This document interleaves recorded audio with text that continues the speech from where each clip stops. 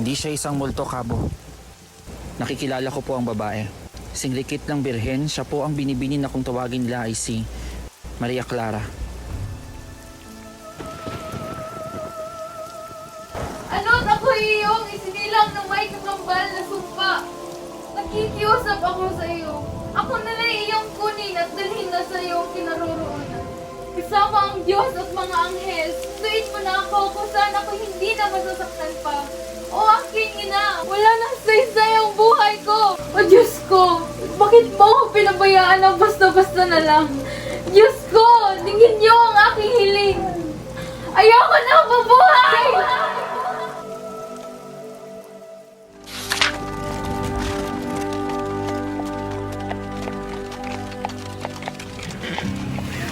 Wala pa rin nagbago rito. Mga pobreng tindahan. Ganun pa rin. Wala talaga nagbago.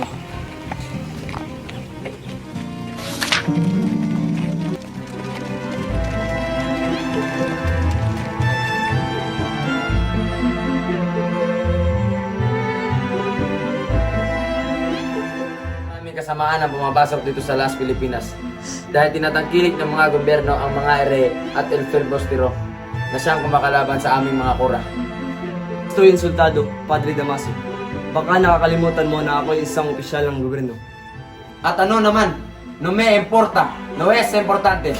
Kapag kaming mga kura ay nakapag-desisyon na kami ang masusunod, kahit na ito ay panghari o ang general dito, kalamidad na yan. Mga Ginoo, huminahon kayo. Nasa bulwagan tayo. Mga Ginoo at Ina, pwede pa ko makuha yung mga atensyon. Ipakilala ko niyo ang aking kaibigan si Crisostomo Ibarra. Aba, ang kuha ng aking bayan. Padre Damaso, tarik na kaibigan ng aking ama. Hindi ka nagkamali, ngunit hindi ko kailanman naging kaibigan ng iyong ama.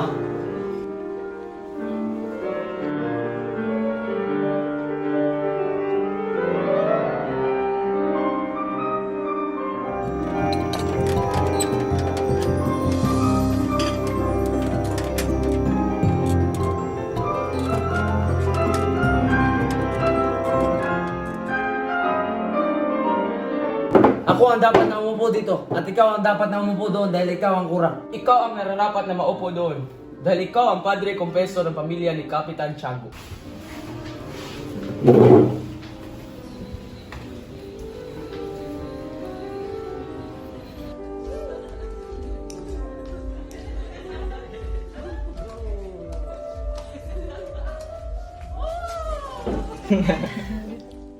Yain ang tinulang manok.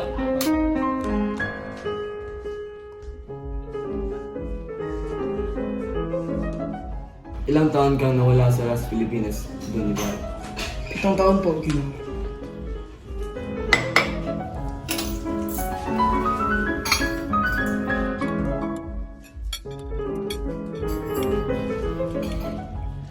Ibarra, marahil nakalimutan ang iyong bayan dahil matagal ka nang naninirahan sa Europa. Kahit ako may kinalimutan na ng bayan, hindi kailanman ito mawawala sa pag-iisip. Totoo ba yan, Ginoo? Ito po ay totoo, Doña Victorina. At hindi man kailanman kinalimutan. Don Ibarra, ano ang nakita niyong katangi-tangi sa mga bansang narating niyo sa Europa? Patawarin mo ako, Ginoo. Ngunit bukod sa inang Espanya, ay wala na akong ibang mamahalin kundi ang ating bansa. Kung gayon, isa kang bulag iho. Ba't tagagsaya ka pa ng oras at pera para sa pagpunta sa Europa? Kung wala ka namang magugustuhan. Ang iyong mga pinag-aralan ay alam naman rin naman kahit sino mag-aaral na tanungin mo sa ating bansa. Senyores, huwag kayong magtaka kung ganyan ang pagkikitungo ng kura sa akin dahil simula't pagkabata ko, ganyan na ang kanyang pagtrato sa akin. Ngunit nagpapasalamat pa rin ako sa kanya dahil naaalala ko ang mga panahon na siya ay dadalaw sa aming tahanan at nakakasali sa pagkain ng aking ama. Hindi ka na talaga ba mapipigilang umalis? Sana'y mahintayan mo ang pagdating ang aking mahal na dalaga na si Maria Clara. Alam ko matagal ka niyang hinihintay. Paumanhin, Kapitan Tiago. Ngunit mahalaga ang aking tatagpuin ngayon. Muchas gracias sa puno. Wala ka naman iyo, patnubayan ka ng Diyos sa iyong paglalakad.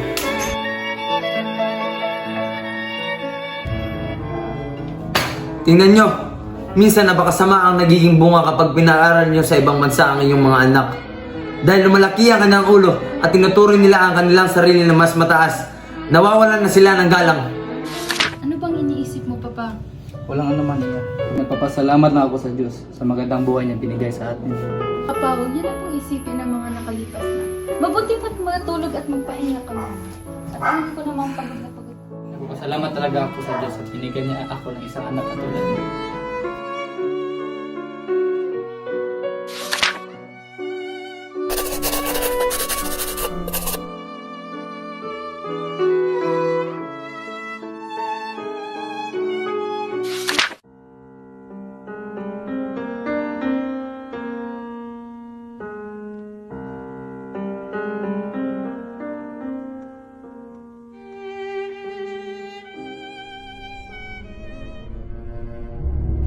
Padre, anong ginagawa mo dito? Ba gusto mo magkanak? Padre, wag! Wag! Ikay tumigil, Padre!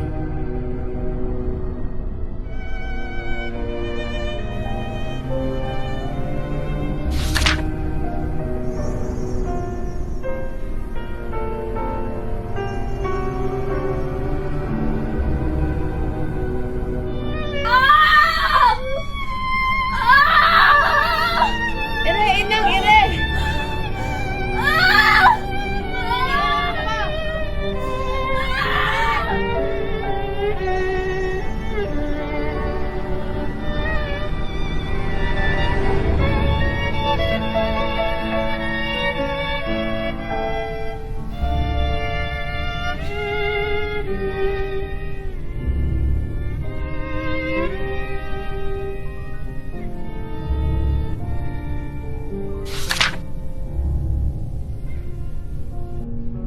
Paano nila nagagawa yon? Kung kanilang tatatuhan tila'y parang hayop. Ang aking aba! Ito lamang ang aking nadatnan. Sakit tagal kong paghihintay na siya'y bisita. Tila may kasiyahan. Hindi naman na nagaganap. Oh, nandito na ba yung hinintay mo, Iya? Dito mo, halika. Lalabas na si Maria Clara. Maria!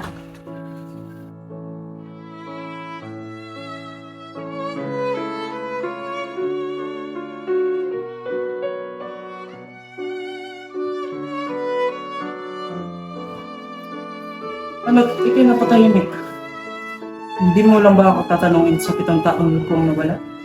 Kung marami ka ng bansang napasyalan sa Europe, nayalang pa ba ako? Lalo na maraming marilikit na kababaihan sa Europe. Marami, oo. Ngunit maaari ko bang malimot ang pinakamarikit na dalaga sa aking puso at mata. Maria, kahit hindi kita kasama, nakikita ko pa rin ang iyong wangis na mukha sa mga ulap. Ako ba, Sinta? Iyong nakalimutan na. Palagi kang nasa puso't isipan ko, mahal ko.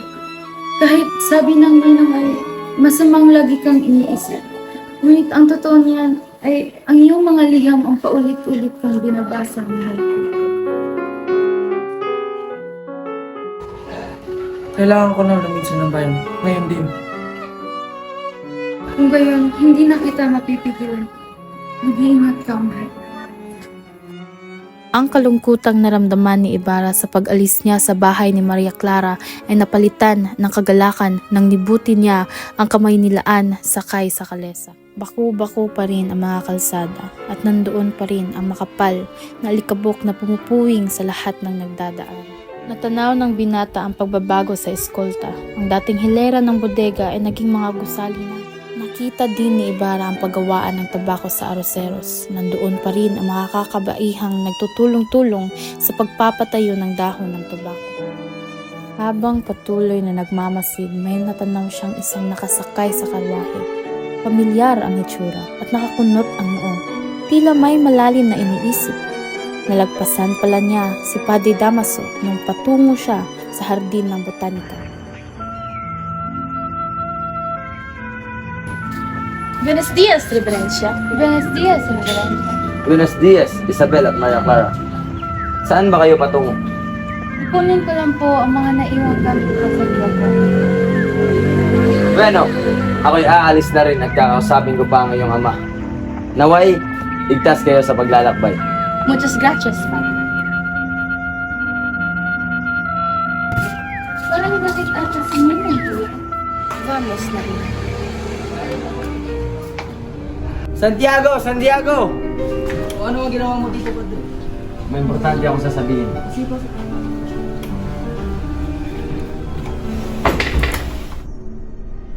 Meron tayong pag-uusapang mahalagang bagay tungkol kay Maria Clara. Lalo na doon sa anak ng ere at filibusteron na si Crisostomo Ibarra. At sino ka, Santiago, para magbasya sa buhay ni Maria Clara na hindi ka nagsasabi sa akin? Ano yun po, Padre? Ipagbabakasyon ko si Maria Clara sa Santiago. Oh! Doon sa bayan na kanyang nobyo? At para saan? Para lalo silang magkasama? Huwag mong sabihin sa akin na nagpunta na din sa San Diego, yang si Crisostomo Ibarra. Hindi po, nandito pa po siya, Padre. Kaya malakas ang loob kong pagbabakasyon muna ang anak ko sa San Diego. Magaling, magaling. Nag-isip ka rin talaga. Ngunit, Padre, si Crisostomo po ang isang nakapabuting bata. Kaya pakiusap po, huwag niyo siya ipagalit sa kanyang ama. Mahal na mahal po siya ni Maria Clara. Tatandaan mo ang aking mga sinabi, Santiago.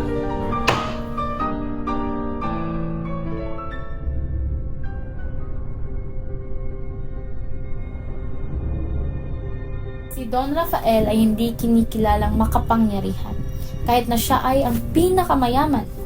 Pero siya ay ginagalang at halos lahat ng mga tao ay mayroong pagkakautang sa kanya. Ngunit sa kabila ng kabusilakan, siya ay kinalaban ng magkaroon ng usapin at niwala pang ang kumampi. Si Kapitan Tiago man, kahit na masalapi, sinasalubong ng banda ng musiko, hinahainan na masasarap na pagkain kapag napupunta sa bayan, kapag siya ay nakatalikod, siya ay tinatawag na Sakristan Tiago, pati na rin sa ilang namumuno sa pamahalaan. Ang makapangyarihan o kaske sa San Diego ay iilan lang katulad ng Roma at Italia, kung saan mahigpit ang agawan sa kapangyarihan sa pamumuno. Di rin kabilang sa aspeto ng makapangyarihan ang kapitan, sapagkat ang kanyang pwesto ay nabibili lamang sa halagang 5,000. Madalas siyang sabunin at kagalitan ng alkalde mayor. Walang iba ang makapangyarihan sa bayan na ito, kundi ang mga koro paroko at ng mga alperes, na siyang puno ng mga gwardya sibil. Sina Padre Bernardo Salvi, isang payat at batang Presiskano, at siyang pumalit kay Padre Damaso. Payat siya sapagkat mahilig siyang mag-ayuno. Kung ihahambing siya kay Padre Damaso, siya ay mabait at maingat sa tungkulin. Ang alperes at ang kanyang asawa na si Doña Consolacion, isang Pilipina na mahilig maglagay ng mga kolorete sa muka. Ang pagkakapangasawa niya ay binubunton niya sa pamagitan ng paglalasing, pag-uutos sa mga sundalo na magsanay sa init ng araw o di kaya ay sinasaktan ang kanyang iposa. Bagamat may hidwaan, ang alperes at si Padre Salvi ay nagbabatian sa harap ng maraming tao at parang walang anumang namamagitan na hindi pagkakaunawaan. Pero kapag hindi na magkaharap ang dalawa, gumagawa sila ng kani-kanilang mga paraan para makapaghiganti sa isa't isa.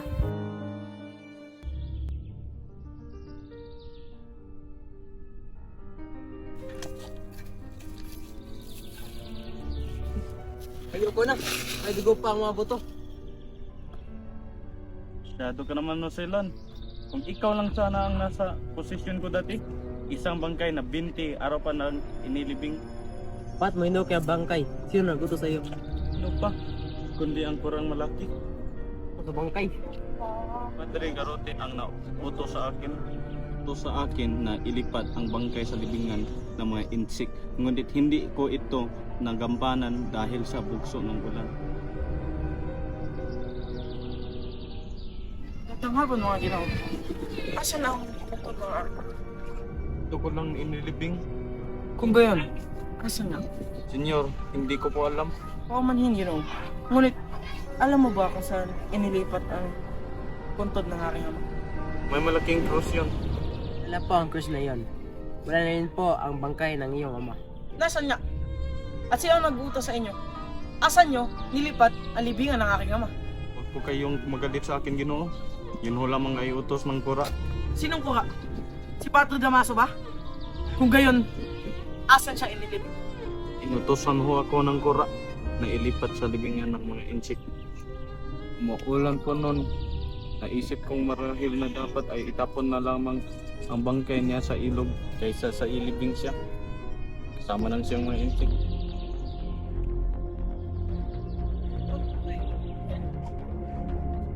Anong biro ng tadhana? Kung tayo Ako ba ang iyong kinakausap? Siyang tunay, Father. Meron nga pala akong itatanong sa'yo. Ako nga pala. Crisostomo Ibarra, anak ng isang erehe at filibuster. Hindi mo masama ang aking ama. Pinasabi mo bang kasinungalingan ang ginagawa niya? Hindi ko batid kung anong kasalanan ang ginawa ng aking ama upang hindi mo bigyan ng respeto ang pagkod ng aking ama. Tanggalin mo yung kamay. Pawain, Padre. Sagutin mo muna ako. Anong ginawa mo sa aking ama? Kakamali ka, wala akong ginawa. Hindi ako. Anong wala? Eh di sino? Sino? Sino? Hindi ako nag-utos. Si Padre Damaso. Mabuti. At may saysay naman pala ang paghihintay namin. Bueno, magsabi ka ng totoo. Kung hindi, gagapos ka namin sa punong yun at paparilin. Tama niyo po!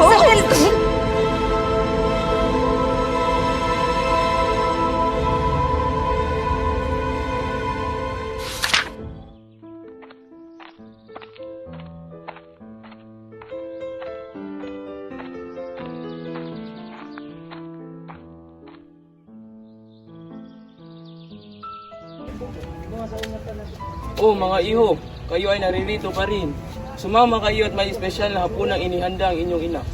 Ayaw pa kaming paalisin ng Sakristan Mayor. Pagkatapos na po ng ikawalo at saka na po kami makauwi. Hihintay namin ang sahod upang ibigay kay Ina. Mag-iingat kayo. Huwag lumapit sa kampanaryo kapag kumikidlat.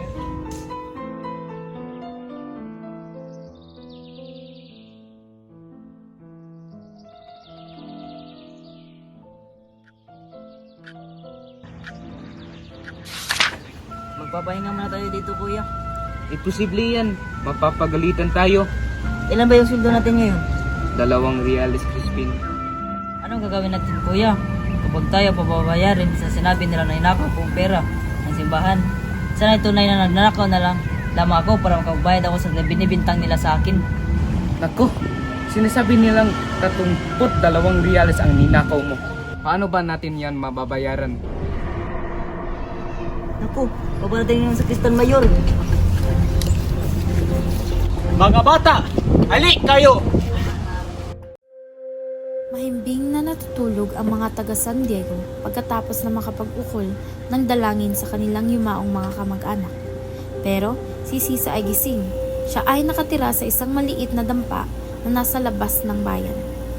Kapuspalad si Sisa sapagkat nakapag-asawa siya ng lalaking iresponsable, walang pakialam sa buhay at sugarol. Hindi niya inaasikaso ang mga anak. Tanging si Sisa lamang ang bumubuhay kay Basilio at Crispin. Dahil sa kapabayaan ng kanyang asawa, naipagbili ni Sisa ang ilan sa mga natipong alahas nito noong siya'y dalaga pa. Sa madalang na pag-uwi ng kanyang asawa, nakakatikim pa siya ng sakit ng katawan at nagbilin pa ito na bigyan siya ng kwarta mula sa kita ng 2 bata. Gayunpaman, para kay Sisa, ang lalaki ay ang kanyang bathala at ang kanyang mga anak ay kanyang mga anghel. Sisa! Nasa na ba yung ulam natin? Anong ulam? Nasa na ba yung ulam natin? Wala tayong ulam, Pedro, pero hahanap ako ng pagkain kung gusto mo. Silang ulam? Tumigil ka na, Pedro! Huwag mo ako saktan!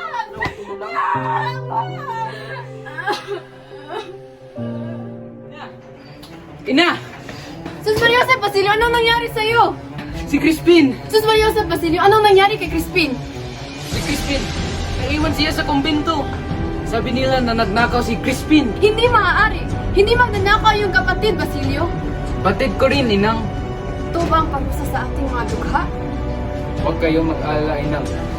Pupuntahan ko siya sa simbahan, anak. Pangako ko yan.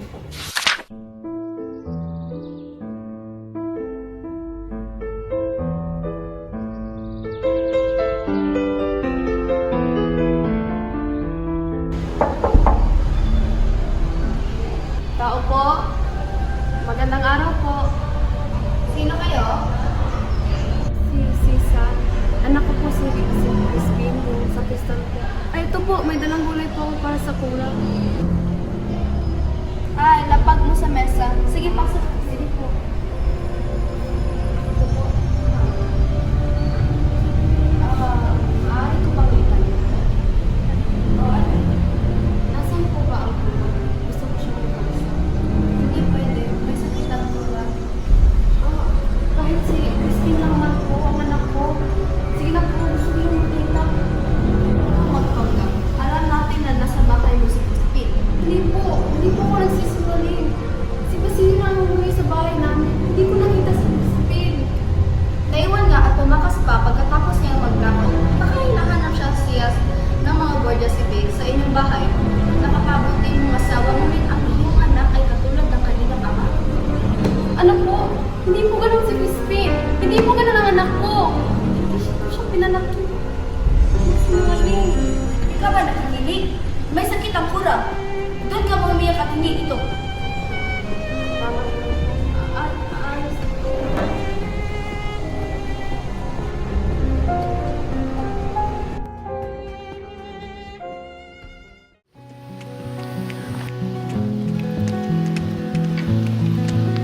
Ang kisig naman ng iyong nobyo na si Ibarra. Natural na lang mag-iyak sa kanya. Tumigil kayo mga babae.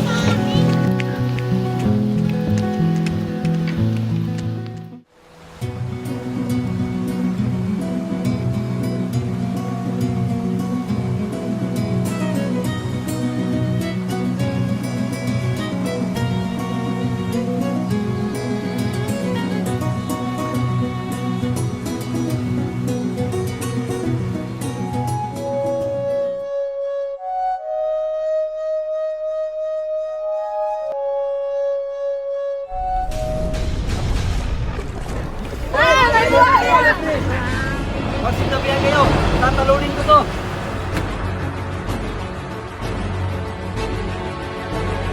Ako din! Tutulong din ako! Iniligtas mo ang aking buhay. Wala nga naman. Huwag mong biliwan. Tagal. Oh, napaano kayo, Padre? Ay, Kapitan. Ako'y naparito lamang. Basilio! Nahanap niyo ba anak ko? Nahanap niyo ba anak ko? Nasaan ang anak ko? Hanapin niyo yung babaeng yan. Pinangakusan niya, nahanapin ko ang anak niya. Basilio! Nasaan kayo? Mga anak ko! Basilio! Nasaan kayo? Mga anak ko!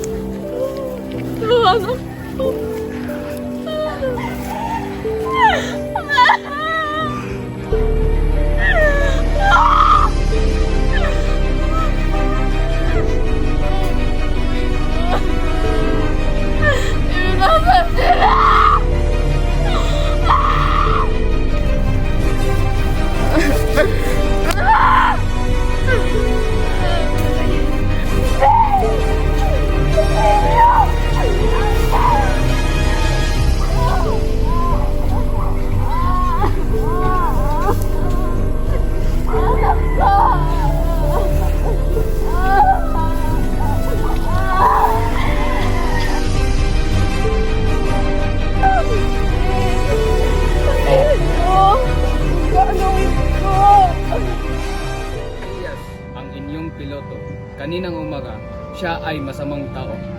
Siya ang piloto. Siya nga ang piloto.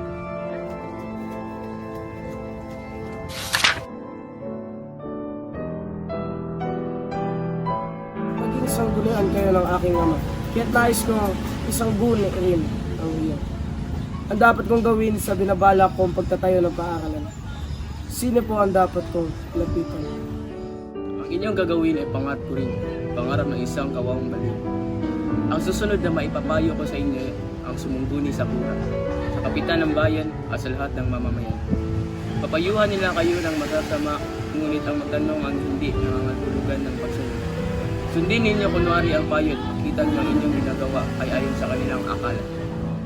Naniniwala po ako sa inyo. Kakausapin ko ngayon din ang kura at At marahil ay hindi naman siya musiko sa akin.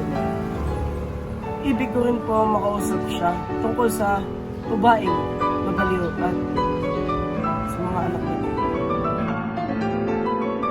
Abala ang buong San Diego dahil sumapit na ang ika-10 ng Nobyembre, hudyat na ng bisperas ng kapistahan.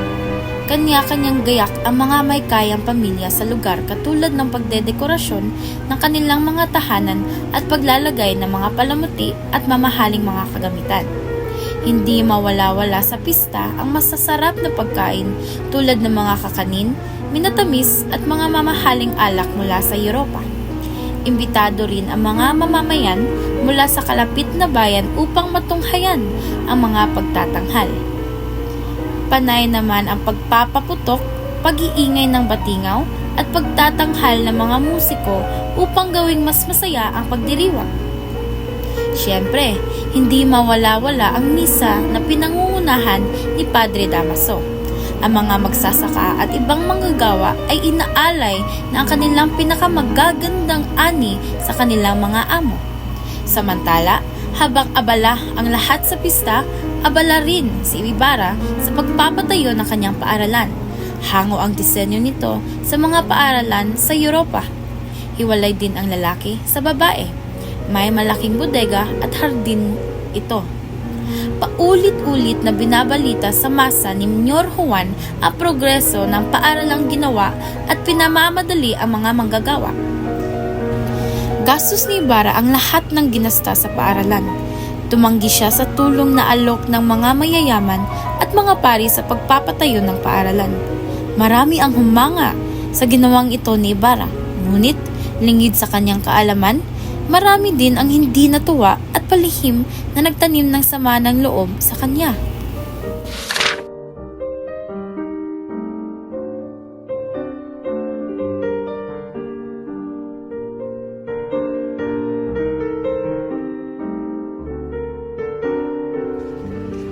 Bakit mo ibinigay ang nila? Wala na kasi ako ibigay. Nagsisimula sa paglalathala ng mga pangyayari sa kapistahan ng San Diego sa isang pahayagan sa Maynila. Naiulat ang marangyang handaan, kilalang tao na dumalo, palatuntunan, at ang mga musiko. Nabanggit din ang mga pari, ang komedya na idinao sa wikang Kastila na paborito ng mga Kastila, at ang komedyang Tagalog na nasiyahan naman ang mga Pilipino. Si Ibarra ay hindi nakisali sa mga palabas na ito. Kinabukasan, nagkaroon ng prosesyon para sa mga santo at santa na pinamumunuan ni Padre Manuel Martin. Nagkaroon din ng sayawan na pinangunahan ng mag-ama na sina Kapitan Tiago at Maria Clara. Ngunit hindi ito nagustuhan ng dalaga. Nakatanggap ng liham si Ibarra mula sa kasintahang si Maria Clara. Maghapong hindi tayo nagkita. Nabalitaan kung may sakit ka. Ipinagtulos kita ng kandila bagamat sinabi ng tatay na hindi ka naman daw malubha. Sinulatan niya ito ng liham upang hilingin na dalawin siya at imbintahan sa pagpasinayan sa bahay paaralan na ipinatayo ni Ibarra. Sa mismong araw na kapistahan, abala ang mga tao sa San Diego. Nagising sila ng maaga dahil sa tunog ng kampana at mga paputok. Nagayak ang mga may kayang mamamayan na kanilang pinakamagagarang damit at pinakamahal na mga alahas at palamuti. Pansin naman na hindi nagpalit ng kasuotan si Piloso Potasio. Pinati siya ng tanyente ngunit sinagot siya ni Tasio. Sinabi nito na paglulustay lamang ang pera at oras ang kasiyahang katulad ng pista. Natapos ang prosesyon sa tapat ng bahay ni na Kapitan Tiago. Naroon ang alkalde, Kapitan Tiago, Maria Clara at Ibarra nakadungaw sa bintana. Walang anumang tinitingnan sila ni Padre Salvi.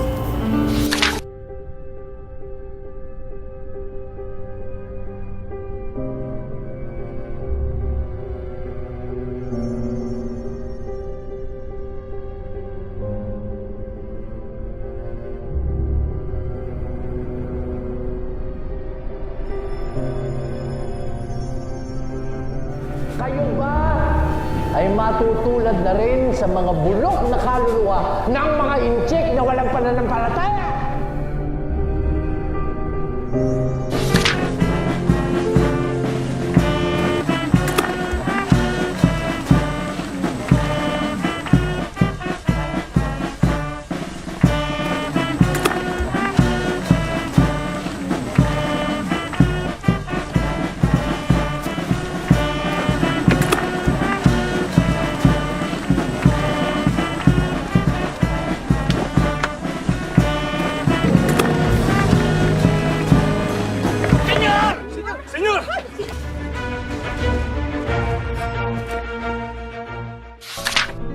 Pumasok ka dito, Tino. Salamat po. Ginoong Ibarra. Sino yun? Pasok kayo. Ginoong Ibarra. May taong taga-bukid po ang dumalaw sa inyo. Elias! Anong ginagawa mo ito? Huwag niyo akong sabihin kahit sino man ang babalang ibigay ko sa inyo. Nagbabayad lamang ako ng utang na loob sa inyo. Mag-ingat ho kayo, Senyor Ibarra, sapagkat sa lahat ng dako ay mayroong kaaway na iyong haharapin. Batas ng buhay ang pagkakasundo mula sa mga mahihirap at mga mayayaman. Ang iyong ama at iba pang pamilya ay may galit sa kanila. Hindi ko ito sasabihin. Kahit alam kong hinahanap ka na ng mga opisyal. Alam mo ba kung sino-sino ang aking mga kaaway? Narinig ko pong may nagngangalang taong dilaw na nagbabalak na patayin ka sa araw ng pagpapasinaya ng paaral. Nasundan ko at narinig ang taong madilaw na nakikipag-usap sa hindi kilalang tao. At sinabing hindi kayo makakaligtas kagaya ng iyong mga naunang kapamilya. Nakakaligtas pa rin ang taong madilaw sapagkat bulag sa hustisya ang bayan. Maniwala lamang tayo sa Diyos. Alam kong hindi niya tayo pagbabayaran. Ikinalulungkot ko pong sabihin na nawalan ako ng tiwala sa Kanya. Ngunit huwag kayong mag-alala dahil ipapangako ko ang katapatan sa iyo. Alis na po ako. Salamat, Senyor Ibarra. Salamat din, Elias.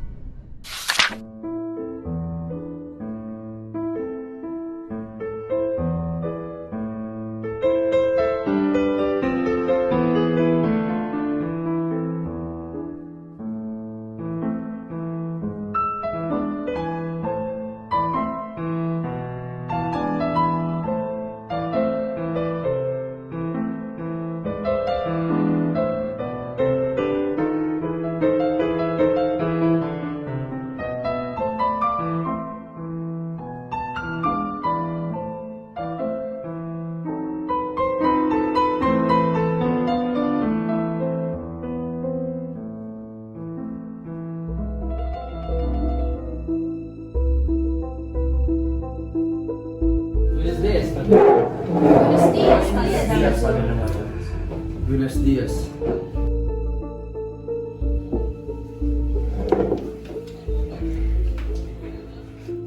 O ano nga pala ang inyong pinag-uusapan nung ako'y wala pa? Nabanggit na kasi ni Senyor Ibarra ang tungkol sa pagpapatayo ng paaralan. Ganun ba? Tungkol pala dyan, wala akong alam sa arkitektura. Pang paaralan kasi ang pinag-uusapan, kailangan natin ng eksperto. Eksperto? Wala na talaga. Tunay na mangmang halos mga enjo. Mahirap magtayo ng 4 ng gusali at 4 na bubong.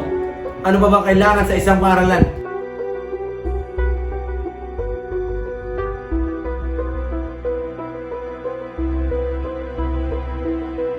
Tingnan mo nga naman ang mga enjo.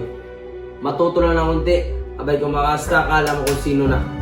At tulad ng mga tuta na nakapag-aral lang sa Europa. Paumanhin, Padre, ngunit si Don Crisostomo Ibarra ay hinahangaan ng mga opisyalis ng ating gobyerno para sa kanyang pagiging pilantropo.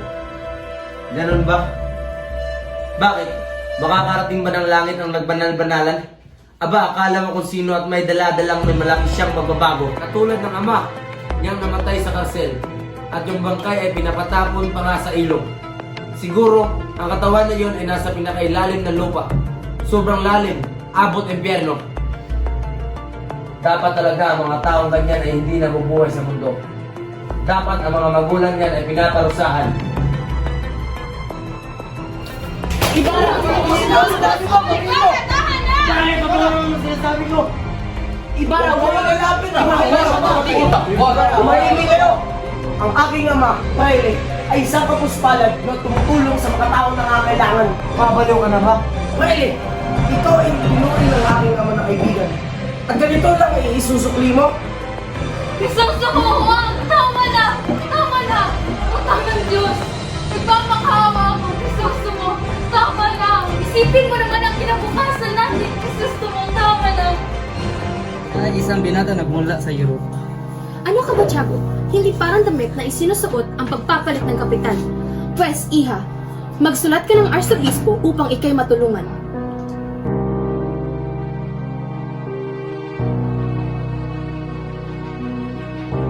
Hindi kayo pakinggan dito ang mga desisyon ng mga pare ang masusunod. Maria Clara, pumunta ka rito. Ipinatawag ka ni Kapitan General.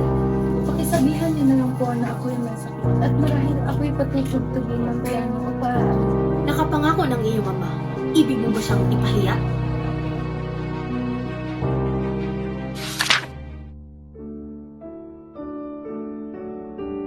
Ako ay gagawa ng paraan upang makausap kayong dalawa ni Ibarra. Buenos dias! Tia Isabel at Kapitan Tiago, maipapakilala ko sa iyong nalagang si Maria Clara. Buenos dias, Doña Victorina, Don Tiburcio, at iho. Ikinagagala kong ipapakilala ang aming pinsan, si Don Alfonso Lanyares de Espandanya. Ikinatutuwa namin makilala ka iho. Palibas kayo.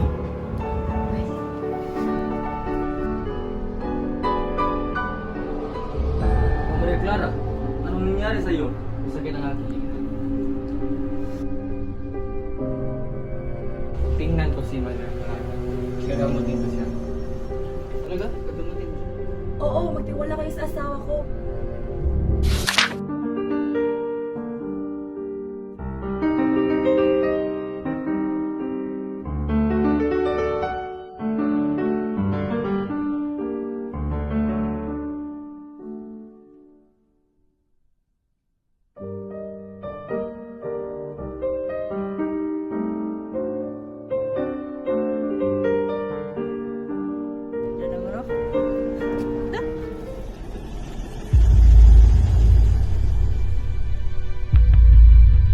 Ang pangit naman ng mga bahay niyan. Tanging mga inchol lamang ang nakakatira niyan. Mga walang pitagan. Nagsasalubong na tayo na hindi man lamang nagpupugay. Paluin mo sila ng mga samburo katulad ng ginawa ng kura. Turuan mo sila gumalang.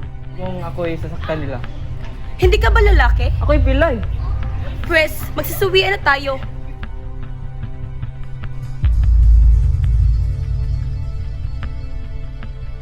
Ba't kung ganyan ka makatingin sa akin? Naiinggit ka ba sa akin? Tigilan niyo na ito, senyora. Sinabi na ng aking asawa ang iyong lihim. Kilalanin niyo muna ang iyong binabangga. Hindi ito probinsyana o kalunyang sundalon ang mga alperes ay sampito lamang ng buhay ko'y naghihintay. Hindi ko kayo kinaingitan. Alam ko. Sa kulot mong buhok. Walang dapat kaingitan sa'yo, Doña Victorina. Ano yung kaguluhang nagaganap sa aking bahay? Aba, excelentisima, Senyora Pupot. Ang mga alperes na hindi, ngunit ang mga pilay na katulad niya ay maaari. Diyan ka magaling. Ay, sabi mo! Ano nangyari dito? Siya kasi, Kung hindi lamang kayo babae, nabubog ko na sana kayo ng sipa. Sino ang alperes? Tumigil ka! Ano nangyari dito? Ano nangyari sa inyo? Magsumbong tayo sa Kapitan General.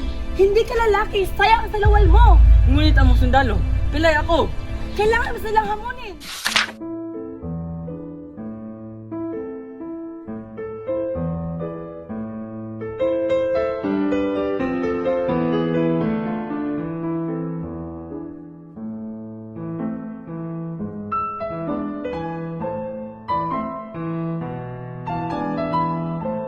Magandang araw, Tia Isabel. Ikinagagalak ko sabihin sa inyo lahat na hindi na ako excommunicado. Magandang umaga, Ibarra. magandang umaga, Ibarra. Magandang balita yan, iho.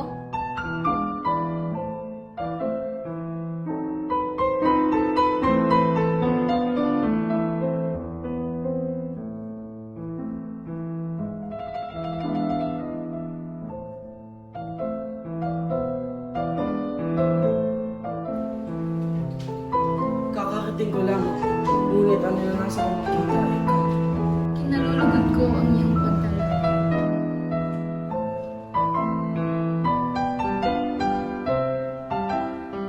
Paano na to?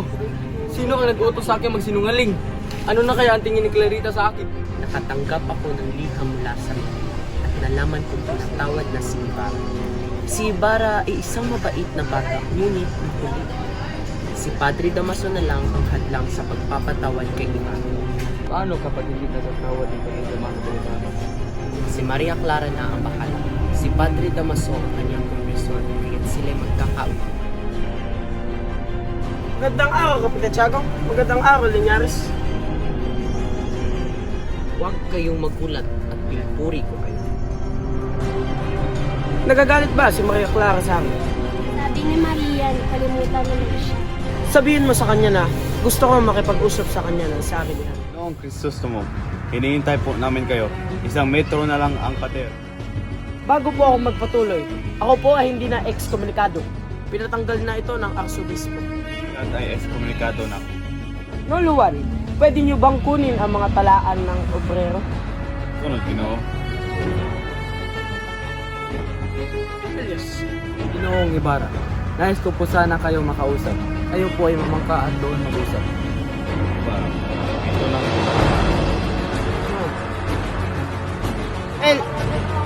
Elias? Alperes, may sasabihin ako sa'yo. Padre Cura, ako'y talagang papunta sa inyo dahil sa inyong kambing.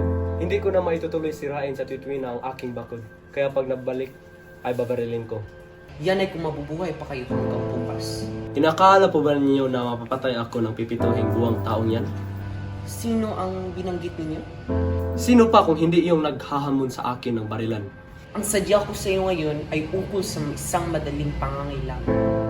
Huwag na ninyo akong alalahanin sa mga bagay na iyan. Baka mamaya ay kagaya naman iyan ng dalawang magkapatid na bata. Kapag ako'y ganitong nagkukulang sa aking tungkulin, ay may mabigat akong dahilan. Wala ba kayong nalalaman? Gayoy, sabihin na ninyo. Natuklasan ko ang isang malaking pag-aalsa magaganap. Isa pong kakilakilabot na paghihimagsik ang sisiklab ngayong gabi. Sino ang huhulihin ko? Babarilin ko ang lahat. Huminahon kayo! Alam po, Padre. Sino kayo? Crisostomo Ibarra, sumama ka sa amin. Anong ginagawa niyo sa akin? Pakawalan niyo ako, tigilan niyo to!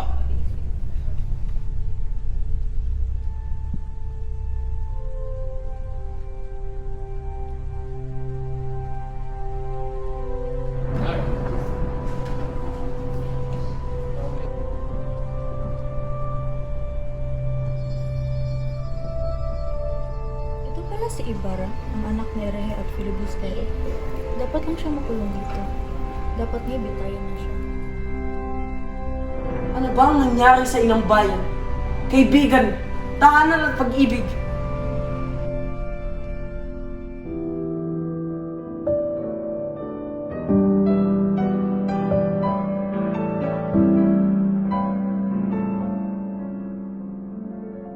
Oh, mga espadanya, Buenos Dias. Pag-usapan natin ang kasal ni Maria Clara at Elias. Elizabeth, punta mo na ako sa akin.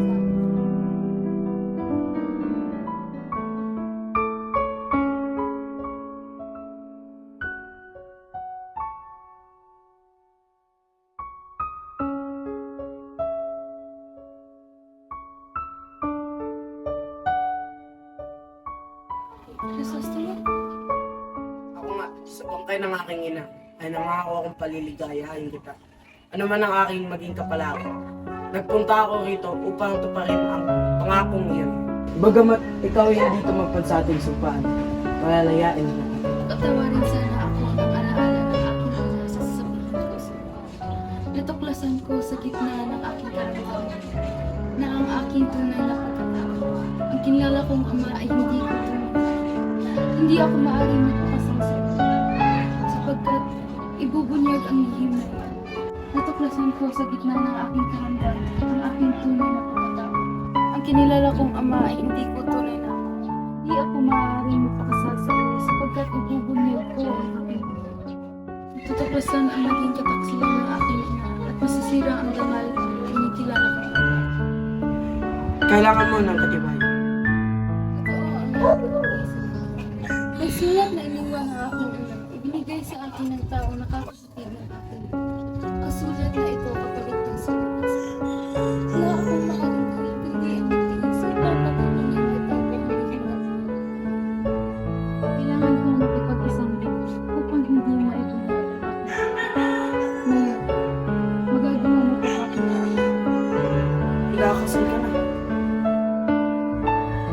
Yun ang gusto ng mangyari ng kinikilala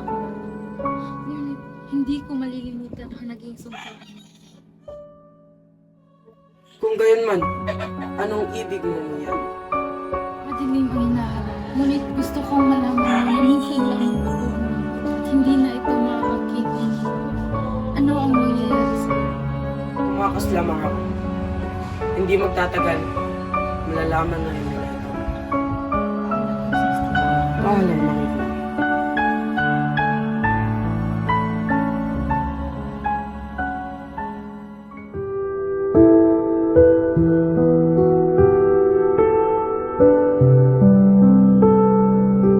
Gantian po sana kayo ng Diyos sa inyong kabutihan.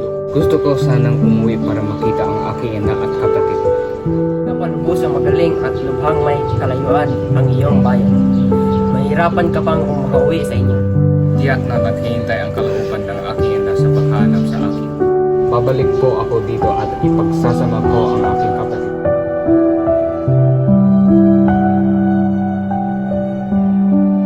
Ina! Ina! Ina!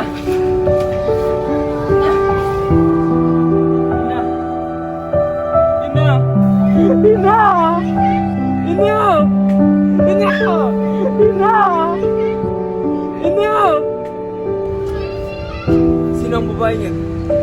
Siya po. Siya po ang aking ina.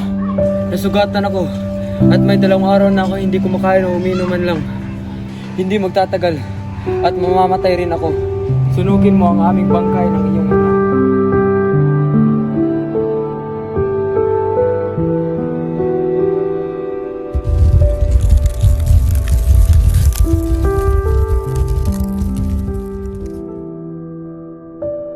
Papa, Tia, may sasabihin ako. Ano yun, Maria Clara? Papasok po ako sa kumbento. Hindi po ako magpapakasal kay Linares. Totoo ba ito, Maria? Opo, Papa. Kukumbinsihin ko si Padre. Kung dyan ka masaya, Maria, susuportahan ka namin.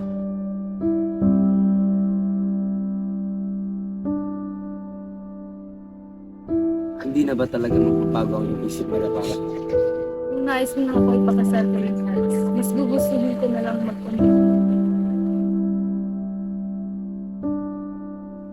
Anak ko, ano bang napasok sa iyong isipan at bakit mo nagustuhan ang naganapang iyan? Oh, Padre.